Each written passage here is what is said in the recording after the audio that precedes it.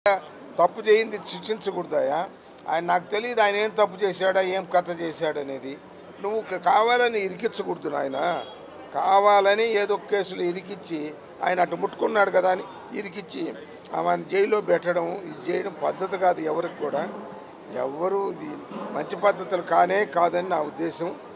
ఇది ఈరోజు మీరు గడిచిపోతండి, మళ్ళా రానే వస్తుంది 2029. ఆ రోజు ప్రజలు సరైన తీర్పే చెప్తారు. రాష్ట్ర ప్రజలకు నేను చెప్తున్నాను, ఈరోజు జగన్మోహన్ రెడ్డి అయినా పొరపాటు చేసి ఉంటే అన్నీ సవరించుకుంటాడు తప్పనిసరిగా. 2029 వచ్చేతలకి జగన్మోహన్ రెడ్డి కూడా అన్ని ఆత్మ పరిశీలన చేసుకొని మేధావులను పెట్టుకొని దగ్గరలో సక్రమైన వాళ్ళని పెట్టుకొని ఆయన క్షేమాన్ని కోరే వ్యక్తుల్ని నిజాయితీ పరులను చుట్టూతా పెట్టుకొని ఆ పద్ధతిలో ఆయన ముందుకు సాగినట్లయితే చెప్తారు, మనం ఇది పొరపాటు చేశాం, ఇది జరిగి ఉండవలసింది కాదు, ఇది మనం చేసిన తప్పు, ఇది అందువల్లే ప్రజలు మనం ఇట్లా శిక్షించారు అని చెప్పే మేధావులు ఉన్నారు. కొందరు గొప్ప మనుషులు ఉన్నారు చెప్పేవాడు. నిష్పక్షపాతంగా జగన్మోహన్ రెడ్డి ఏమన్నా అనుకోనిలే, పర్వాలేదు, ఆయన కష్టమైన చెప్తాం, ఆయన మేలు కోరే కదా మనం చెప్తున్నాం. ఆయన క్షేమం కోరేవాళ్ళని ఆయన దగ్గర పెట్టుకోవాలి. ఆయన ఊరికనే ఆయన భజన చేసేయడం కాదు, ఆయన మెచ్చుకుంటాడని ఇతరులను ఎవరినట్టే వాళ్ళని ఎట్టంటే మాట్లాడడం కూడా కాదు. నిజాలు మాట్లాడాలి, నిష్పక్షపాతంగా మాట్లాడాలి. అప్పుడే జగన్మోహన్ రెడ్డికి దానివల్ల ఉపయోగం ఉంటుంది. అట్లా కాకుండా వాళ్ళని ఉత్తపుణ్యానికి జగన్మోహన్ రెడ్డి మెచ్చుకుంటాడులే అని ఉత్తపుణ్యానికి ఏదంటే అది మాట్లాడి ఇప్పుడు కొని తెచ్చుకోవడం కాదు. అందుకని ఎవరమైనా సరే బాబు పద్ధతిగా ఉండాలి, నిష్పక్షపాతంగా ఉండాలి, సత్యం మాట్లాడాలి, అందువల్ల నిజాలే మాట్లాడాలి, నిజాయితీగా నడుచుకోవాలి, పరుల సొమ్మును ఆశించకూడదు. ఆ పద్ధతిలో గౌతమ్ అట్లే నడుచుకున్నాడు ఆ రోజుల్లో. నాకు అదే ఆయన లేని లోటు తీర్చలేనటువంటి లోటు అది. అందువల్ల తర్వాత నా కుమారుడు విక్రమ్ కానీ పృథ్వీబాబు కూడా జీవితంలో వాళ్ళు దేవుడు నాకు ఒక వరప్రసాదం లాంటి 3 కుమారులు ఇస్తే 3 కుమారులు కూడా అటువంటి వాళ్ళే నిజాయితీగా ఉంటారు, పద్ధతిగా ఉంటారు, సత్యమే మాట్లాడతారు. నిజాయితీగానే పని పాట చేసుకున్నా కూడా నిజాయితీగా చేసుకొని 4 రూపాయలు సంపాదించుకుంటాం. అది గుండె మీద చేసుకొని నిద్రపోవచ్చు. ఎప్పుడు కూడా మనం సంపాదించుకొని దాంతోనే మనం ఉంటే మనం గుండె మీద చేసుకొని నిద్రపోవచ్చు నాయన. అందువల్ల ప్రతి ఒక్కరికి నేను మనవి చేసేది అంటే ఇది ఒక పెద్ద జన్మతా కొన్ని గుణాలు వస్తాయి. ఈ కష్టం కొన్ని మార్చుకోవడం, పెద్ద డిటర్మినేషన్ ఉంటే కానీ మార్చుకోలేరు. పెద్ద డిటర్మినేషన్, సంకల్ప బలం ఉండాలి ప్రతి ఒక్కరికి.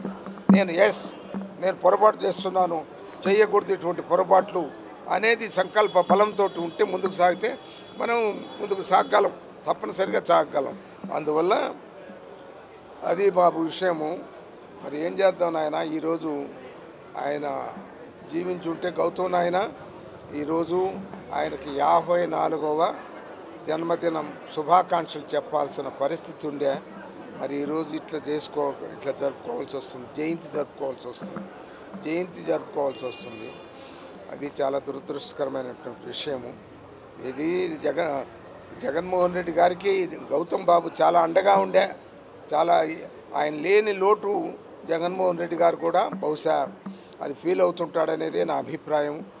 ఆయన ఉండుంటే ఈ జిల్లా పరిస్థితి అట్టు ఉండేది కాదు, రాష్ట్ర పరిస్థితి కూడా మంచిగానే ఉండేది. జగన్మోహన్ రెడ్డికి నిష్పక్షపాతంగా ఆయన సలహా ఇచ్చేవాడు, మనం ఇట్లా ఉండాలి, ఎవరిని పొరపాటును కూడా ఇతరులని అవతల పక్షం అనే వాళ్ళని శిక్షించకూడదు, వాళ్ళ పరిశ్రమలు పెట్టుకున్నా వాళ్ళు ఏం చేసుకున్నా ఎంకరేజ్ చేయాలే కానీ మనం వాళ్ళని ఇబ్బంది పెట్టకూడదు అని చెప్పి ఉండేవాడు.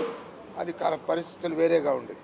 జగన్మోహన్ రెడ్డి గారి మెప్పు కొరకే మనం ఊరికనే భజంత్రులు చేయకూడదు. జగన్మోహన్ రెడ్డి గారికి క్షేమం కోరి ప్రజల క్షేమం కోరినట్టయితే జగన్మోహన్ రెడ్డి క్షేమం కోరినట్లు లెక్క. జగన్మోహన్ రెడ్డి క్షేమం కోరేవాళ్ళు ప్రజల క్షేమం కోరినట్లు లెక్క. అందువల్ల ఆ విధంగా నడుచుకుంటే ఈ రాష్ట్రం బాగుపడుతుంది, మన పార్టీ బాగుపడుతుంది, ప్రజలు మనల్ని ఆదరిస్తారు తప్పనిసరిగా. ప్రజలు కూడా అంత అమాయకంగా లేరు. ఈరోజు అందరూ పిల్లలు చదువుకుంటున్నారు రాజశేఖర రెడ్డి గారి పుణ్యాన. అందరూ ప్రతి ఒక్కరూ ఇంజనీర్లు, డాక్టర్లు, ఇంకా పెద్ద చదువులు, లాయర్లు, గీళ్ళు, తర్వాత ఐఏఎస్, ఐపీఎస్ అక్కడక్కడ అవుతున్నారు కూడా. అందువల్ల ఏంటంటే ఏది కూడా మనము పద్ధతిగా నడుచుకోవాలి, డిసిప్లైన్డ్గా నడుచుకోవాల్సిన అవసరం ఉంది. ఏ పార్టీ అయినా, ఏ నాయకుడైనా అప్పుడే భవిష్యత్తు ఉంటుంది. అట్లా కాకుండా ఉత్తపుణ్యానికి ఏదంటే అది మాట్లాడి అమంతరపు మాటలు మాట్లాడి తప్పులు మాట్లాడి బూతులు మాట్లాడి ఇట్లా చేసుకోకూడదు బాబు. అది నా ఉద్దేశం. ఆయన thank you very much. Thank you. మీకు కూడా సుమారుగా చెప్పిన